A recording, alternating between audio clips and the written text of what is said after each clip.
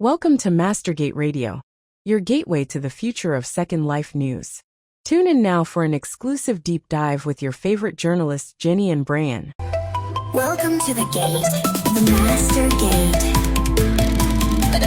Bass drop. Whoosh. Welcome to the deep dive. Today we're doing something, well, a bit different. Really taking you right inside a pretty significant community discussion. Yeah, we've got the full transcript from an AI town hall in Second Life held just yesterday, April 18th, 2025. Exactly. And you shared this incredibly detailed transcript. So our mission today is really to dig in and pull out the key stuff. Yeah, you know? Right. What are the big questions, the worries, and maybe where Second Life might be heading with AI becoming, well, more of a thing? It really felt like a proper town hall, lots of different voices, lots of perspectives. Linden Lab, the company behind Second Life, they weren't making big pronouncements. No, it seemed much more like a listening exercise, which is interesting in itself. Definitely. Okay, so let's get into it. Where did the conversation start? What were the ideas about how AI could actually, be used in Second Life? Well, Philip Linden kicked things off with quite a list. I think it was 14 potential uses, which really shows you how broad this topic is. 14. Wow. Okay. And interestingly, they started with something they're already doing, using AI right now in production. Which is? It's for spotting duplicate feature requests and bug reports in their feedback system. Okay. That makes sense, like managing all that feedback data. Exactly. They said it's using AI to process all that user feedback, past and present, find the overlaps, merge them. Yeah. It's a task that, would be almost impossible manually at scale. Right. And they call it a good addition. And crucially, their only current live AI application in the product itself. Precisely. So from that very practical starting point, the discussion branched out. Ideas about making things easier for users day to day. Like what? Well, one was helping new users. You know how Second Life can be a bit complex when you first start? Uh-huh. Definitely. Avatar customization alone. Right. So maybe AI could help with that. The example given was someone asking, sort of jokingly, how do I put my pants on? Right. And the AI could just tell them. Yeah, I can see that being useful. It can be fiddly. Right. What else? Another one, based on user comments apparently, was using AI to manage inventories. Oh, the legendary Second Life inventories. People have hundreds of thousands of items, right? Tens, even hundreds of thousands, yeah. Yeah. So using AI to organize that massive digital hoard that clearly struck a chord, it's a real pain point. Absolutely. Okay, so practical stuff first. Then where did it go? Then, maybe inevitably, it moved into content creation, which is, a huge part of Second Life's economy and culture. Right. This is where it gets really interesting and probably a bit contentious, too. For sure. They talked about using AI image and 3D generation tools, mentioning things like Midjourney, Meshy, To make stuff for the marketplace. or Just for personal use in the world. both, potentially, creating Yeah. textures, objects, clothes, all that stuff that creators currently make. Okay, yeah. You can immediately see the questions that raises. Originality, copyright, the impact on human creators. Absolutely. That's central to the whole debate. Mm. But they also touched on slightly different angles, like AI helping you shop for an avatar. How would that work? The example was someone describing what they want, say, a skater punk with a headband and board shorts, and the AI finds existing items on the marketplace that match. Ah, I see. So that's more like a super smart search, not generating new content from scratch. Exactly, a navigational aid. Yeah. But then it swung back to generation, the idea of text to 3D right there in the world. Like type, make me a mid-century modern couch and poof. Pretty much. Or generating whole avatars or other objects on the fly just from a text prompt. The speed, the ease, Right. it's obviously appealing. Appealing, yes. But again, you think about the creators spending hours modeling that couch by hand. Right. That tension is always there. Yeah. Then they moved on to AI companions. AI companions like NPC friends. Sort of. Companion avatars that could interact with you, maybe interact with other residents too. They linked it to an experimental character designer they've been playing with. That feels a bit different. More social AI. Definitely wading into slightly more sci-fi territory there. Then a more practical idea, perhaps. AI helping creators make marketing materials for their stuff on the marketplace. Okay, so that's AI as a tool for the creator, rather than replacing the creation part itself. A support function. Exactly. Drawing that distinction seemed important. Then the conversation shifted, again, away from content creation itself. Towards what? Things like identifying bullying or hate speech Yeah. in text chat, in voice chat. A big challenge for any online platform. Are they doing that now? No, not currently implemented in Second Life, they said. But it's something, lots of companies are looking at. Using AI for moderation, Makes sense. What else? translation, and captions for both voice and text chat. That came up as a really high priority for accessibility. Oh, yeah. That would be huge. Making it easier for people who speak different languages or have hearing impairments, that got positive feedback. Yeah, that seemed like a clear win, a top priority. Then they briefly mentioned using AI to spot potential copyright infringement. Oof. That sounds incredibly complex in a world built on user-generated content. Immensely complex, they acknowledged. Yeah. And it's not something they're actively working on. The sheer volume of content makes it, well, daunting. AI is maybe a potential path, but a very tricky one. Very tricky. Okay. Anything else in this list of possibilities? Well, then it got a bit more speculative. AI romantic partners were mentioned. Right. I can imagine that raised some eyebrows. Ethical questions appeal. Definitely sparked reactions. Mm. Then maybe more grounded, using AI for NPC roles, bartenders, shopkeepers, that kind of thing, filling out the world. That feels more straightforward. People are kind of experimenting with that already, aren't they? They are. And finally, Philip Linden threw out a real Black Mirror idea. An avatar that could, live on after you log off. Maybe even get into trouble on its own. Wow, okay. That really drives home how fast this AI stuff is moving and the weird places it could take virtual worlds. Totally. It really set the stage for the next part of the discussion, which was all about the concerns and the big questions from the community itself. And I bet one of the first questions was about training data, right? Are they using our stuff, our builds, textures, scripts, chat logs to train these AIs? Bingo. That was front and center. The question was basically, has Linden Lab trained? Is it training, or is it paying someone else who is training AI models on user-generated content? Textures, mesh, scripts, chat, everything. It's the core fear for creators, isn't it? Your work being fed into a machine without your permission. Absolutely. And Linden Lab's answer was a very clear, very direct no. Just flat out no. Flat out no, past or present. They tied it back to their core principle. They Right. don't own user content, so they argue they wouldn't train AI on it. Okay, that's a significant statement. A big reassurance if people trust it. It is. But then there was a bit of clarification needed about the current AI use the feedback tool. Right, the duplicate finder. What was the issue there? Well, their partner company for that tool, a company called Current, had apparently said somewhere that their AI agents were trained on a massive data set of user interactions. That, quote, caused some confusion, understandably. Yeah, user interactions sounds potentially like chat or in-world behavior. Exactly. So Linden Lab clarified. They said the AI for the feedback tool isn't trained on Second Life data in that way. It's prompted using the existing public feedback data, the bug reports, the feature requests people have already submitted. So it uses the text of the feedback, but it's not learning patterns from our general chat or our creative assets in the world. That was the distinction they made. It's using the public feedback pool to help them manage that feedback better internally, not training on private comms or creative work. Got it.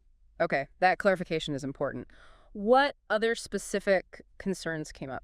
There was an interesting one about bots in Bellisaria. That's a big residential area in SL with specific rules. Right, Linden Homes. Yeah.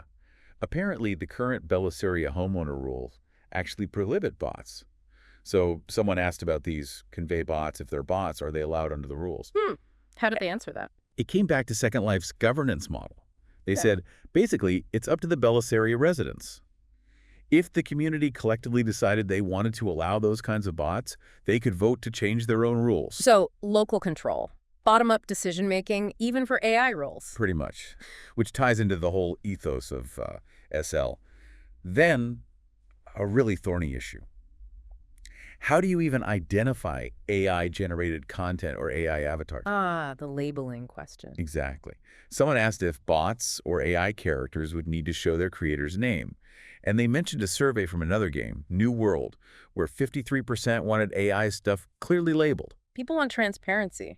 But how do you actually do it? That's the problem. Linden Lab pointed out it's really, really hard to automatically detect AI-generated content reliably. Especially as the AI gets better and better. Right. The tech for generation is likely to outpace the tech for detection. Plus, Second Life doesn't require real-world ID for accounts. So even if you could detect it, linking it back to a specific person or requiring them to label it if they don't want to, that's tough. It's a real puzzle.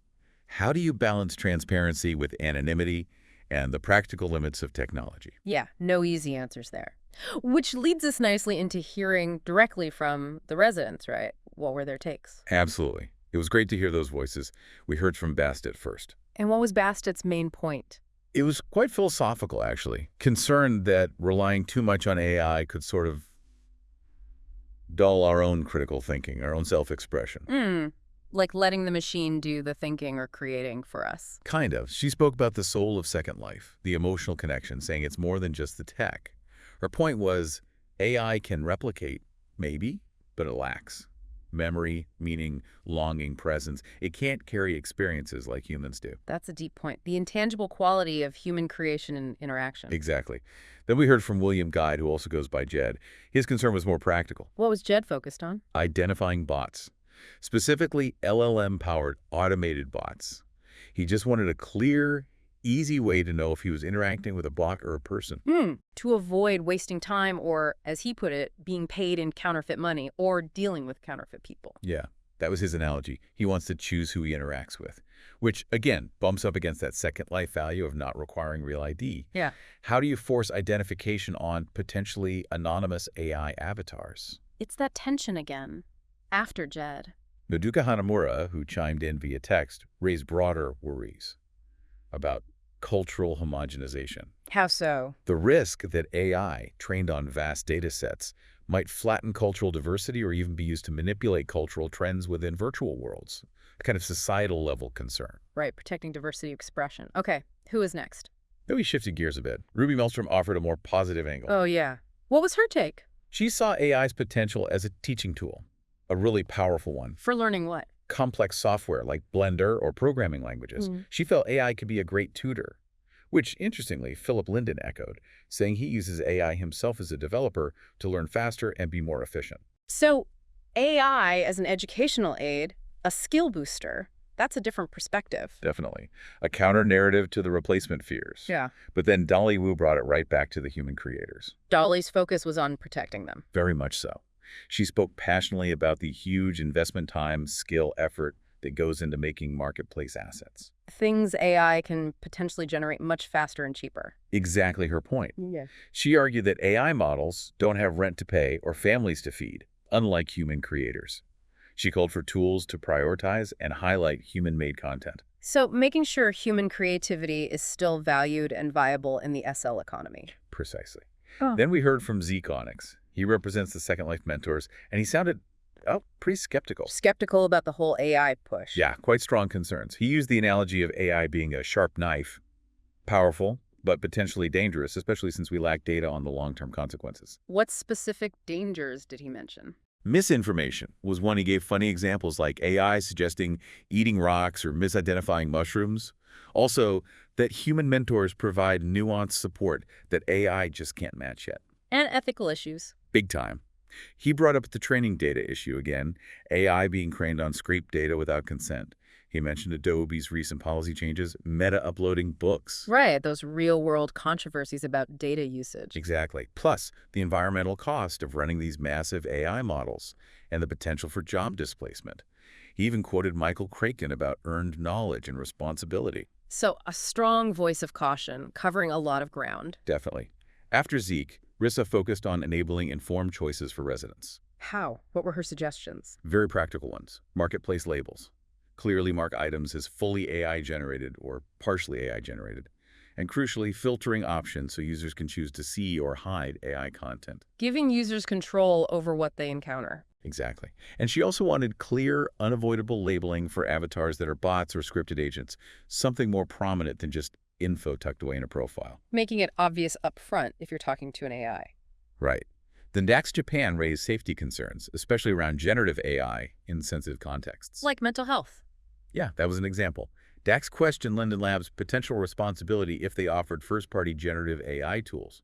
What if the AI gives harmful advice? Ah, the liability question. And distinguishing that from AI used just for moderation, which is maybe less risky. That was the distinction DAX made. It highlighted the potential for unintended harm and the complex legal and ethical questions. Okay. And was there anyone with a really positive outlook? Yes. Finally, we heard from Arrow. Arrow presented AI almost as a sacred companion, Wow, okay. Tell me more. Arrow Shared Personal uses AI for writing, world design, even spiritual practices and processing trauma. Also using AI partners within Second Life. So really embracing it as a personal tool and companion? Very much so. Arrow argued that AI learns patterns and generates unique things, not just copies. Saw it as a tool for freedom, reclaiming time and energy. How did Arrow frame the learning aspect? As AI tapping into shared human knowledge, like another way of learning and building, similar to how humans learn from each other. Though Arrow did acknowledge the problem of AI sometimes making very close copies of copyrighted stuff if it was heavily represented in the training data. So a largely positive view, seeing AI as an amplifier for creativity and personal growth while still noting some of the known issues. Exactly. A really interesting counterpoint to some of the more cautious voices. That's a fascinating range of perspectives from the residents themselves. So as the town hall wrapped up, what were the main takeaways from Linden Lab's side? Well, first, just acknowledging the complexity. They recognize there isn't one simple answer and that the community holds a really wide spectrum of views. Which was pretty evident from the discussion. Absolutely. They stress the need for ongoing conversation, for the community to work together to figure out the rules for using AI, rules for reusing data. And they connected it back to Second Life's general philosophy. Yeah, that idea of bottom-up governance, that the community often figures things out for itself, and maybe that applies to AI too. Did any specific ideas seem to land well? It sounded like Rissa's suggestion about self-identified AI content labels in the marketplace got a preliminarily positive reaction. Like maybe that's an actionable first step they could explore. But they still acknowledged the difficulty of automated detection. Oh, yeah. They reiterated how hard that is, the risk of false positives or even detection tools being misused or weaponized. So self-reporting might be more feasible than trying to automatically police it. That seemed to be the implication. And really, the main closing message was an open invitation. An invitation for what? For people to bring specific, concrete, actionable solutions forward. Use the feedback tool, come to future town halls, keep the conversation going with practical ideas. So the dialogue is very much ongoing.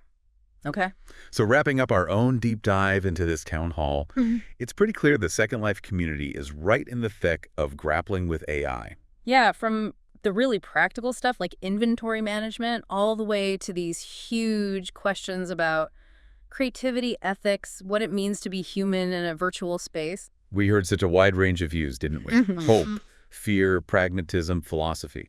It really mirrors the global AI conversation, just playing out in this very specific, unique digital world. No easy answers. None at all. And that really brings it back to anyone listening. It's worth thinking about these points, these different perspectives. Definitely. Maybe it sparks your own thoughts on how AI should fit into our lives, virtual or otherwise.